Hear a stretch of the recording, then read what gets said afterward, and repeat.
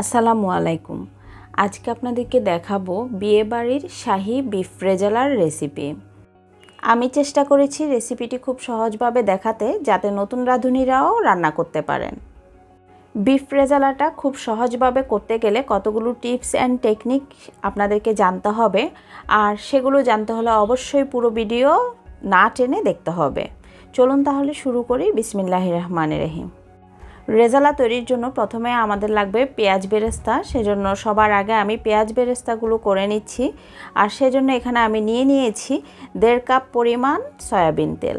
এখন আমি পেঁয়াজগুলো ভেজে নিব। এখানে আমি 2 কাপ পরিমাণ পেঁয়াজ একেবারে চেপে চেপে নিয়েছি এবং বেরেস্তা করে নিয়েছি। আপনারা দেখতেই পাচ্ছেন পেঁয়াজগুলো যখন বাদামি কালার হয়ে গিয়েছে, আমি তেল থেকে উঠিয়ে নিচ্ছি।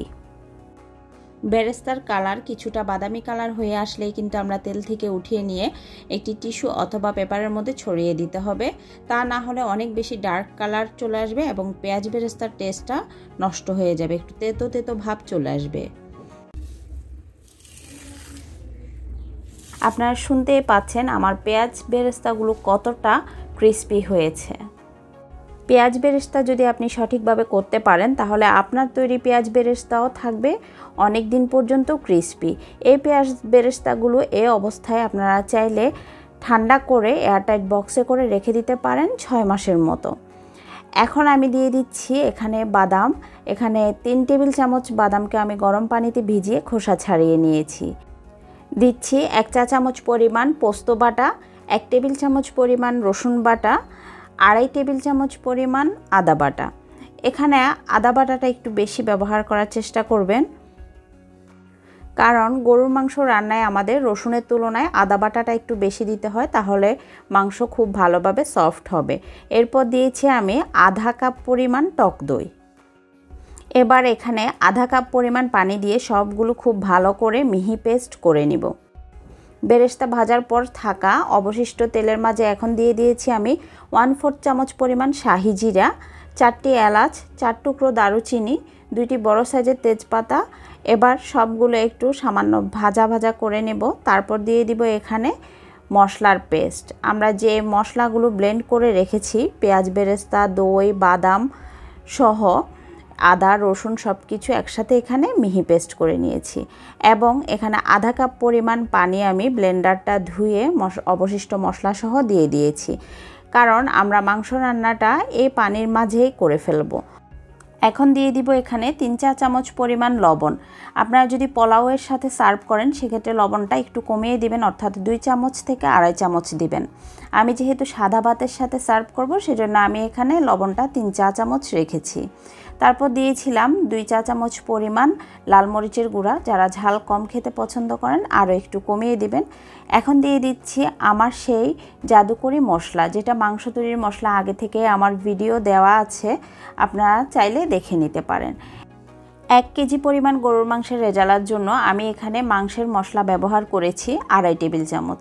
আপনারা চাইলে এখানে 2 টেবিল চামচও ব্যবহার করতে পারেন, তবে 2.5 টেবিল চামচের বেশি দেওয়া যাবে না। এখানে আপনারা দেখতেই পাচ্ছেন গরুর মাংসগুলো আমি একটু বড় সাইজের করে কেটে নিয়েছি। রেজালার জন্য মাংস একটু বড় সাইজের করেই কেটে নেওয়া হয়। এবার মাংসগুলো মশলার মাঝে দিয়ে আমি হাই হিটে 5 মিনিটের জন্য নেড়েচেড়ে রান্না করে নিব। 5 মিনিট পর চুলার আঁচ মিডিয়াম টু লো, অর্থাৎ মিডিয়ামের চেয়েও একটু লো করে দিয়ে আমি মাংসগুলো 40 মিনিটের জন্য রান্না করব।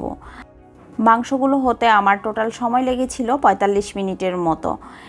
এরই মাঝে কিন্তু কয়েকবার আমি মাংসগুলো ঢাকনা উঠিয়ে নেড়ে চেড়ে দিব, তা না হলে নিচে পুড়ে যাবে বা লেগে যাবে।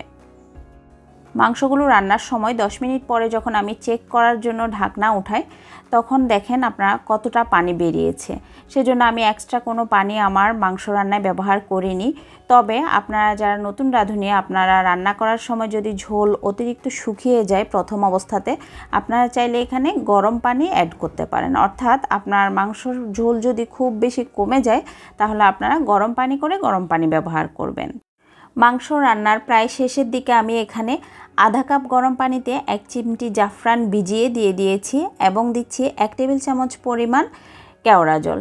এখানে আপনারা জাফরান ইউজের ফলে শাহী একটা ফ্লেভার পাবেন এবং মাংসের কালারটাও অনেকটা সুন্দর আসে। বিফ রেজালা তৈরির অথেন্টিক রেসিপিতে বাবুর্চি ভাইয়েরা কিন্তু এই জাফরানটা ব্যবহার করে। জাফরান এবং কেওড়া জল দেওয়ার পরে আবারও আমি ঢাকনা দিয়ে প্রায় 5 থেকে 10 মিনিটের জন্য রান্না করেছি। একেবারে লাস্ট পর্যায়ে যখন আমার রান্না হয়ে গিয়েছে তখন দিয়ে দিচ্ছি এখানে 3টি টক আলু বোখারা। আপনাদের হাতের কাছে যদি টক আলু বোখারা না থাকে সেক্ষেত্রে আপনারা যখন বাদাম ব্লেন্ড করবেন সেখানে 1 টেবিল চামচ পরিমাণ কিশমিশ ধুয়ে পরিষ্কার করে দিয়ে দিবেন এবং ব্লেন্ড করে নেবেন একসাথে। 45 মিনিট পর আমার রান্না করা বিফ রেজালাগুলো আপনারা দেখতেই পাচ্ছেন দেখতে কতটা সুন্দর এবং লোভনীয় হয়েছে।